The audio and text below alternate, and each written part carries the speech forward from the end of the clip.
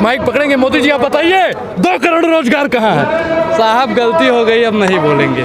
बताइए महिला कहाँ सुरक्षित है? गलती हो गई साहब। बताइए किसानों की आय दुगनी हुई कि नहीं? प्रधानमंत्री नरेंद्र मोदी की आंखों से खून का आंसू निकलवा देने का अगर कोई काम करेगा तो देश का युवा करेगा। मोदी जी को इसी संसद से कहेंगे और यहीं पे खड़ा करेंगे। मोदी जी अब बताइए, आप लोग तो सवाल नहीं पूछ पाओगी, ये मोदी जी मान लो हैं, यहीं पे खड़ा करेंगे और माइक पकड़ेंगे। मोदी जी आप बताइए 2 करोड़ रोजगार कहाँ है? साहब गलती हो गई, अब नहीं बोलेंगे। बताइए महिला कहाँ सुरक्षित है? गलती हो गई साहब। बताइए किसानों की आय दुगनी हुई कि नहीं? प्रधानमंत्री नरेंद्र मोदी की आंखों से खून का आंसू निकलवा देने का अगर कोई काम करेगा तो देश का युवा करेगा। अभी तो विपक्ष कुछ कर नहीं पा रहे हैं। अच्छा एक चीज बताइए मैडम, हम लोग कौन सा है? विपक्षी है ना? ये इतनी फौज किस लिए फिर? ये देख रहे हैं आप लोग, देख रहे हैं कितना लोग हैं। ये इतना लोग हैं कि प्रधानमंत्री नरेंद्र मोदी की जहाँ जहाँ तक आवाज जाती है तहाँ तहाँ तक के लोगों को खींच लाने का सामर्थ्य है। सवाल विपक्ष पर उठ रहा है कि अगर सत्ता मजबूत हो गई है तो कारण विपक्ष है, क्योंकि विपक्ष कमजोर हो गया है। विपक्ष मजबूत होता तो सत्ता बेलगाम न होती। मैडम एक चीज बताऊं, मजबूत मोदी जी है जो गोबर को च्यवनप्राश समझ के खाते हैं, और आप जैसे पत्रकार हैं। सत्ता मजबूत हो रही है क्योंकि विपक्ष कमजोर हो गया है। देखो जब सड़कें सूनी हो जाएं तो संसद हमारा हो जाता है। तो सड़कें सूनी है ना? कहाँ सुनी है भाई? इतना लोग दिख रहा है, आपको नहीं दिख रहा है भैया? इतना लोग दिख रहा है, सड़कें सुनी है, लेकिन संसद हमारा हो गया। सच्चाई है कि भारतीय मीडिया से जो हम लोग अपेक्षा करते हैं और देश की जनता जो चौथे स्तंभ से अपेक्षा करती है, आप लोग अगर हमारे चेहरे के साथ साथ ये जन समुदाय जन सागर भी दिखाने का प्रयास एक बार कर दें तो पक्का है नरेंद्र मोदी जी के तोते कैसे गायब होते हैं आप देखिएगा। आप मेरे को एक जन समुदाय की बड़ा मंडन कर रहे हैं। आपको लगता है 141 सांसद सस्पेंड हुए हैं, उस मुकाबले आप भीड़ लाए हैं यहाँ पर, उस मुकाबले है यहाँ पर भीड़।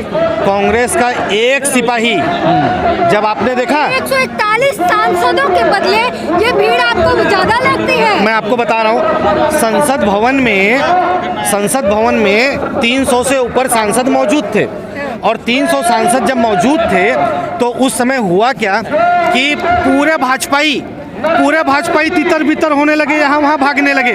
एकमात्र राहुल गांधी था जो सीना ठोक के वहाँ पे खड़ा था।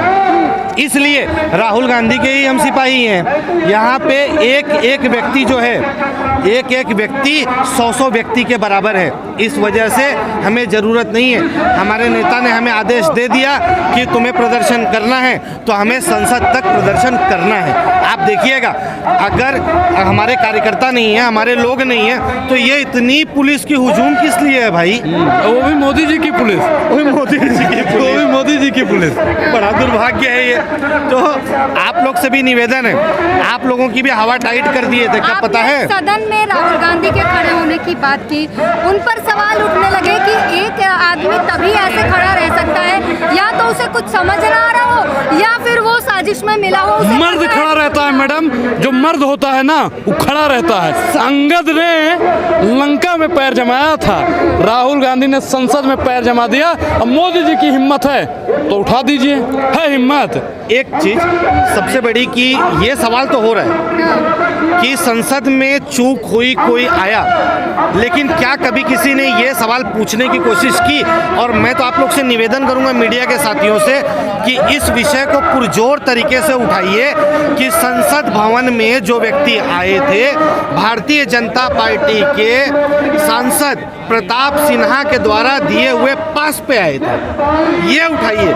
मोदी जी को इतनी तिलमिलाहट इसलिए है कि भारतीय जनता पार्टी का कच्चा चिट्ठा देश के सामने आ गया और राहुल गांधी ने निडरता से निष्पक्ष रूप से ये मुद्दे को उठाया है। इसके पहले ये पहला प्रयास थोड़ी है, इसके पहले भी उन्होंने किया था।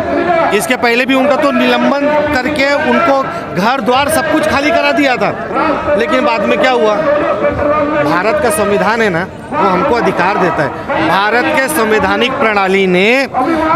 संवैधानिक प्रणाली ने राहुल गांधी जी को सुप्रीम कोर्ट के माध्यम से राहत देते हुए फिर से संसद भवन में लाने का काम किया और हम तो आज भगवान से हाथ जोड़ के शुक्रगुजार उनका करते हैं, धन्यवाद करते हैं कि अगर हमारे राहुल गांधी जैसा निडर व्यक्ति संसद भवन में सीना ताने नहीं खड़ा रहा होता तो न जाने संसद का अब क्या मंजर रहा होता। राहुल गांधी उन युवाओं का कहाँ गए थे? राहुल गांधी उन युवाओं 56 इंच आप नापने गए थे? सवाल सुनिए। 56 इंच आप नापने गए थे? बता दे ना 56 इंच। हमारा भी नाप लीजिए। आप लोग की यही कहानी है। प्रधानमंत्री की गरिमा गिराने का काम आदरणीय नरेंद्र मोदी जी करते हैं। निश्चित तौर पे चुने हुए देश के वो प्रधानमंत्री हैं। आज आपके पास बहुमत है, जनमत है, हम उसका सम्मान कर रहे हैं। रोकेगा कौन? रोकेगा कौन? मोदी जी की पुलिस है भैया। मैं फिर कहता हूँ कि हम लोगों को जब पुलिस उठाता है तो भाजपा का पुलिस होता ही बता रहा है। पुलिस जो होती है देश की पुलिस होती है। पुलिस जो होती है भैया हम लोगों की ही पुलिस है। मोदी जी की कौन सी पुलिस आ गई है? मैं फिर कहता हूँ कि अगर मेरी जान को कुछ होता है तो जिम्मेदार उसकी मोदी की पुलिस है, जैसा इस पत्रकार ने बताया है। अगर मेरा पैर टूटता है तो उसको सुनिए मैडम, मेरा अगर पैर टूटता है तो उसका जिम्मेदार भाजपा का पुलिस है। मैं अपने देश के पुलिस पर, अपने देश की सेना पर उंगली नहीं कर रहा हूं, लेकिन इसमें मोदी का पुलिस आया हुआ है, मुझे इसलिए दिक्कत है। मैं दे रहा हूं धमकी। धमकी तो ही दे रहे कह रहे मोदी का पुलिस आया हुआ है। मोदी का पुलिस भाई कौन सा है? सुनिए, आप आइए, सुनिए, आप मेरे साथ आइए, मैं प्रशासन के पास आपको लेकर चलूंगा और आप पूछिए उनसे और आप वो बताएंगे कि वो भाजपा के पुलिस है या देश की पुलिस है। नहीं, सरकार तो मोदी सरकार है ना, भाजपा सरकार। नहीं, भाजपा की सरकार है तो मोदी का पुलिस हो गया।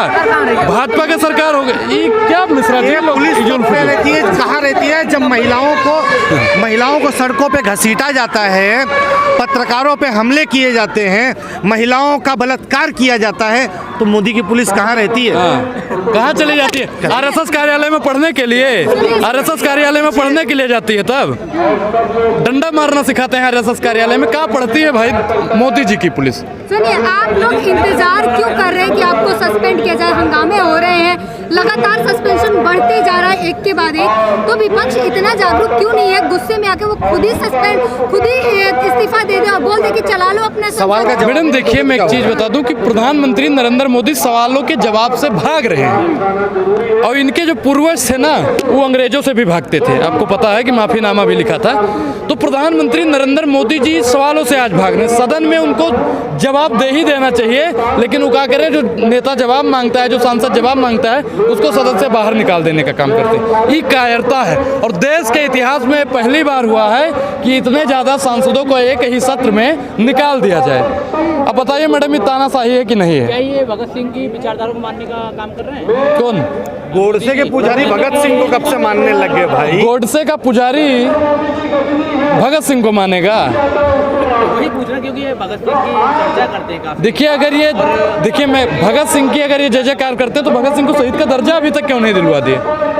शहीद का दर्जा दिलवा दीजिए भाई, क्यों नहीं दिलवा रहे हैं? मन में राम बगल में छुरी, ये भाजपा वालों का काम है भाई।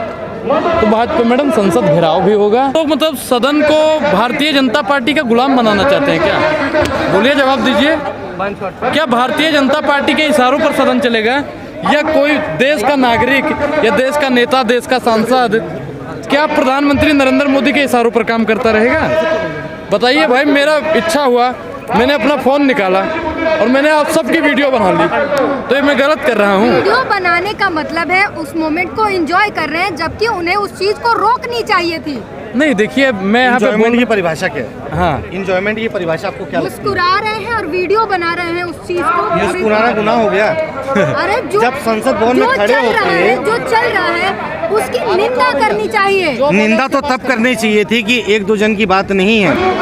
जो 141 सांसदों को निलंबित किया गया, वो 141 सिर्फ सांसद नहीं थे, वो लोग अपने क्षेत्र में 10-10 लाख लोगों ने उनको चुन के पार्लियामेंट में अपना नेतृत्व करने के लिए भेजा था। और जब उसी पार्लियामेंट में खड़े होके प्रधानमंत्री जी ठहाके लगाते हैं और यूँ सीना पीट पीट के कहते हैं एक अकेला सब पर भारी। निंदा लोकतंत्र की उस दिन होती है, हत्या लोकतंत्र का उस दिन होता है।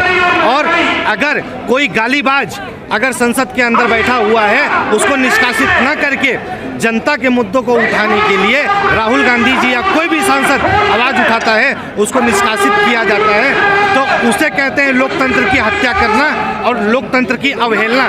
ये बात किसको समझनी चाहिए थी? ये बात लोकसभा के स्पीकर को समझनी चाहिए थी, ये बात उपराष्ट्रपति जी को समझनी चाहिए थी। उपराष्ट्रपति जी को जो कहते हैं मैं एक जाट हूँ, मैं किसान का बेटा हूँ, वेस्ट बंगाल में राज्यपाल रहते हुए जो कारनामे उन्होंने दिखाए हैं, ये पूरे देश ने देखा था।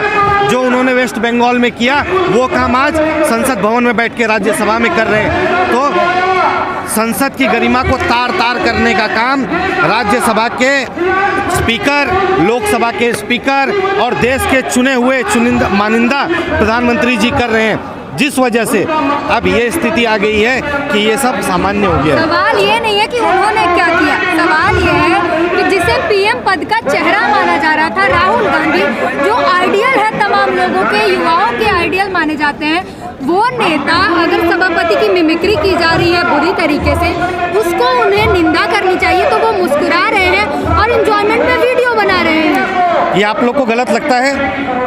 आपके सामने अगर कुछ गलत होगा आप रोकेंगे या मजा लेंगे? गलत तो उन्होंने किया, गलत की प्रतिक्रिया में उन्होंने सिर्फ उनको एक आईना दिखाया और वो आईना देख के इतना तिल मिला गए क्योंकि उनको उनकी अपनी हकीकत दिख गई। एक चोर के मुंह पे सिर्फ चोर कह दो, वो देखो तिलमिला उठता है। वही परिस्थिति पूरी की पूरी भाजपा सरकार की और चुने हुए संवैधानिक पदों पे बैठे हुए लोगों की हुई है। धनखड़ जी ने कहा कि मैं किसान का बेटा हूँ, मैं जाट समुदाय से आता हूँ। उन्होंने सिर्फ मेरा अपमान नहीं किया, उन्होंने जाट समुदाय का अपमान किया। यही रोना सचिन पायलट के गुज्जर समाज को लेके प्रधानमंत्री जी राजस्थान में रो रहे थे। कौन से गुज्जर समाज को उन्होंने सम्मान देने का काम किया? कुछ नहीं किया उन्होंने। तो भाजपा के ही नेता थे ना बृजभूषण शरण सिंह, जिनके ऊपर कार्रवाई करने की जगह पे आप जैसी महिलाओं का, आप जैसे पत्रकारों को घसीटने का, और आप लोग जब इंटरव्यू लेने के लिए जा रहे थे तो शीशा बंद करके, दरवाजा बंद करके माइक तोड़ने का काम किसी और ने नहीं, भाजपा के सांसद बृजभूषण शरण सिंह ने ही किया था। उस पर कोई जवाब नहीं। अगर सांसदों पर इतना कड़ा एक्शन लिया जा रहा है, सवाल के लिए अगर सस्पेंड किया जा रहा है, तो सांसद खुद से सड़क पर अब क्यों नहीं उतर रहे, शांति से क्यों बैठे? उन्हें कुछ करना चाहिए ना। क्योंकि वो जानते हैं कि हमारी भारतीय राष्ट्रीय कांग्रेस पार्टी ने अपना एक विंग बनाया है जिसका नाम है भारतीय युवा कांग्रेस। हम युवाओं में इतनी, हमारे खून में इतनी उबाल है कि पहले तो ट्रेलर हम दे रहे हैं, 22 तारीख को पिक्चर आपको सांसद भी देंगे। सांसद यहाँ पर एक भी नहीं आए हैं जो सस्पेंड हुए हैं। आपने शायद देखा ही नहीं, राज्यसभा के 2 सांसद सामने बैठे हुए हैं, नासिर हुसैन जी और हमारी जेबी माथर जी। एक युवा के हैं और एक वरिष्ठ कांग्रेस के हैं। सब आए हैं यहाँ पे और 22 तारीख को पिक्चर देखने को मिलेगा। अभी एक बार जरा बैरिकेडिंग देख लीजिएगा और ये मोदी जी की सेना देख लीजिएगा और युवाओं का जोश देखिएगा, किस तरह से बैरिकेड खटखट टूटता है और हम संसद की तरफ आगे बढ़ते हैं। क्या आपको जाने देगी संसद तक? कौन रोकेगा भाई?